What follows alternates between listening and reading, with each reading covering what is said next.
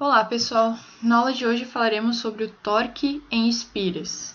O que é o torque? Então, o torque é a tendência que uma força tem de rotacionar um corpo sobre a qual ela é aplicada. Por exemplo, quando a gente quer fazer com que um corpo gire, a gente tem que exercer um torque. Então, sempre que uma força está associada a um movimento de rotação, nós temos o torque. Lembrando que força, a unidade é newtons, e o torque, a unidade é newton vezes metro. Exemplos de torque. Por exemplo, quando a gente abre uma porta, nós sabemos que se nós aplicarmos uma força no meio da porta, essa força terá que ser superior a uma força quando nós aplicamos na maçaneta, que é na parte mais externa da porta, e assim fazendo ela girar. Também outro exemplo é quando nós pedalamos uma bicicleta, nós sabemos que nós temos um sistema ali de marcha, certo? E que dependendo da posição da marcha, ou seja, dependendo da posição onde a corrente está, a gente também vai ter que pedalar ela com mais força ou menos força para fazer essa bicicleta assim movimentar. Assim como nós temos o exemplo de um motor de corrente contínua, certo? Uma espira, por exemplo, imersa num campo magnético, ela gira porque a corrente elétrica, quando ela está imersa ali num campo magnético, vai ser aplicada uma força sobre os lados das espiras que fazem ela girar. Então, se uma força está associada a um movimento de rotação, nós também temos o torque. Nós tentaremos entender o torque de espiras. Então, primeiramente, nós devemos entender o conceito de força sobre uma espira. Nós temos aqui o lado 1, o lado 2, o lado 3 e o lado 4 da espira, e nós temos um eixo. Essa espira ela tem uma corrente elétrica circulando, tá? É uma espira retangular. Então, aqui a gente tem o sentido da corrente elétrica e ela está imersa num campo magnético B uniforme. Lembrem-se que a normal da espira, que é o vetor que sai aqui da área dessa superfície, ela faz um ângulo de 90 graus com o campo magnético. Nessa posição, se nós verificarmos a regra da mão direita, nós teremos uma força aplicada no lado 1 e no lado 2. No lado 3 e no lado 4, nós não teremos força nenhuma. Então tem o mesmo desenho. Então vamos aplicar aqui a regra da mão direita para o lado 1. Se nós indicarmos o dedo polegar, o sentido da corrente, e os outros dedos, o sentido do campo magnético, eu vou ter uma força aqui no lado 1 para baixo. Já no lado 2, se nós aplicarmos o polegar, o sentido da corrente, o sentido do campo magnético, os outros dedos, a palma da mão vai indicar que a força é para cima. Já no lado 3 e no lado 4, não existirá força, porque o ângulo entre a corrente elétrica, aqui o sentido da corrente elétrica, e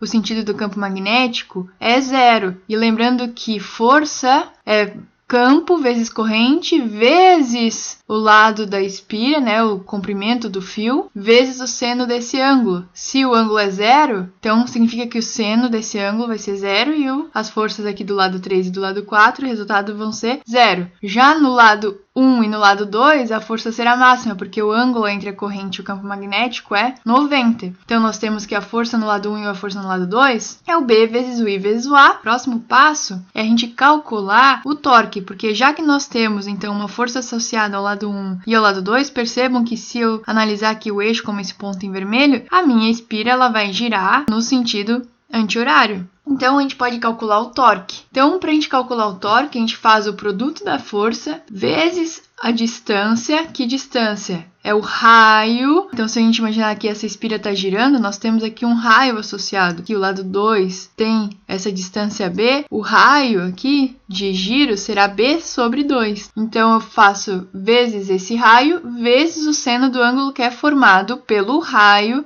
e pela força. Então, esse ângulo formado aqui pelo raio e pela força também é de 90 graus. O torque será a soma da contribuição das forças vezes o raio dessa força vezes o seno do θ. Como eu tenho duas forças associadas à rotação dessa espira, eu preciso fazer a soma dessas duas contribuições. Então, eu vou ter que o torque é igual a B sobre 2 vezes B vezes o I vezes o A, que era a força calculada anteriormente. O seno de 90 é 1. Então, calculando isso, eu tenho que o torque ele é igual a B vezes I vezes A vezes B. Acontece que o A vezes o B é a própria área dessa espira. Então, no caso dessa posição aqui da espira sobre esse campo magnético, eu tenho que o torque é igual a B vezes I vezes a área. Acontece que essa espira ela pode estar em outras posições também. Por exemplo, se eu colocar uma outra disposição aqui, com a normal com ângulo zero em relação ao campo magnético, eu vou verificar que além da força 1 e 2, no lado 1 e 2 da espira, eu também posso ter a força 3 e a força 4. Só que, independente da posição da espira, a força 3 e a força 4, elas sempre vão ter os sentidos aqui opostos e elas vão se cancelar sempre, não contribuindo para o movimento de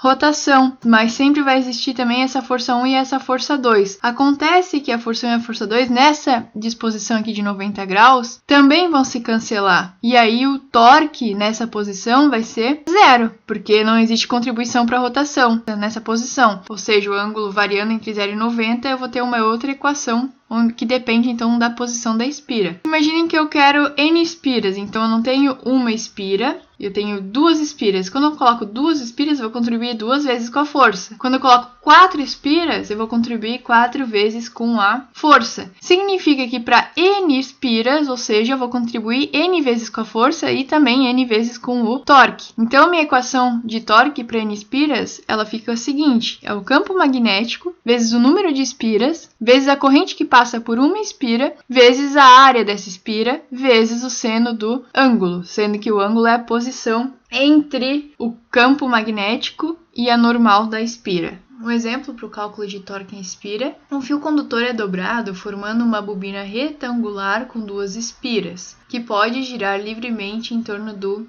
eixo. Seja aí a intensidade da corrente constante que percorre a espira no sentido indicado pela figura, considerando A igual a 10 cm, B igual a 30 cm, I igual a 5 amperes, H igual a 300 amperes por metro e o ângulo entre o campo magnético e a normal da superfície como sendo 90 graus. Calcule o torque gerado na máquina. Bom, pessoal, a gente sabe que a equação para o torque gerado na máquina é torque igual a campo magnético B vezes o número de espiras vezes o I vezes a área da espira vezes o seno do ângulo, onde o ângulo é o ângulo entre a normal da superfície e o campo magnético. Então, a normal da superfície está aqui. Então, a gente sabe que esse ângulo aqui é de 90 graus. Além disso, nós sabemos que o B vale 30 centímetros, ou seja, 30 vezes 10 a menos 2 metros. E que o A vale 10 centímetros, ou seja, 10 vezes 10 na menos 2 metros. Além disso, o H vale 300 amperes por metro. Então, essa espira ela é construída sem utilizar nenhum material ferromagnético, ou seja, o meio é o ar, ou seja, a permeabilidade magnética é igual a 1 vezes a permeabilidade do vácuo. Bom, utilizando essa equação, nós temos que o torque é igual, campo magnético vai ser a permeabilidade vezes o H, o número de espiras é 2, então vou repetir aqui o número de espiras. O I é a corrente, o S é a área. A área da espira vai ser o A vezes o B vezes o seno do ângulo θ. Torque será igual então a 4 vezes π vezes 10 na menos 7 vezes o H, que é 300, vezes o número de espiras, que é 2, corrente 5, 10 centímetros, vezes 30 vezes o seno de 90, que é 1. Então, colocando tudo isso na calculadora, nós teremos que o torque será igual a 113,1 micronewton metro, né? Lembrando que aqui o micro é igual a 10 a menos 6.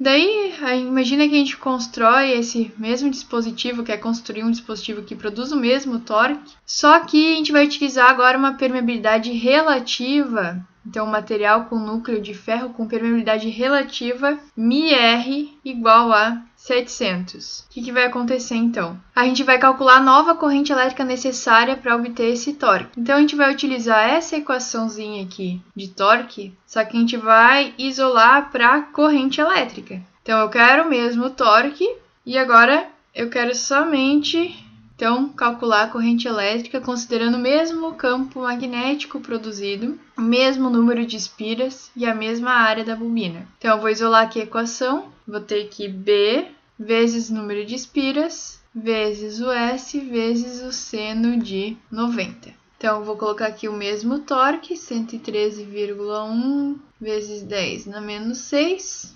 divididos por mesmo campo, então é 4 vezes π vezes 10 na menos 7 vezes 300 vezes 2 espiras vezes a área da espira, que será 10 vezes 10 na menos 2 vezes 30 vezes 10 na menos 2, vezes o seno de 90, que é 1.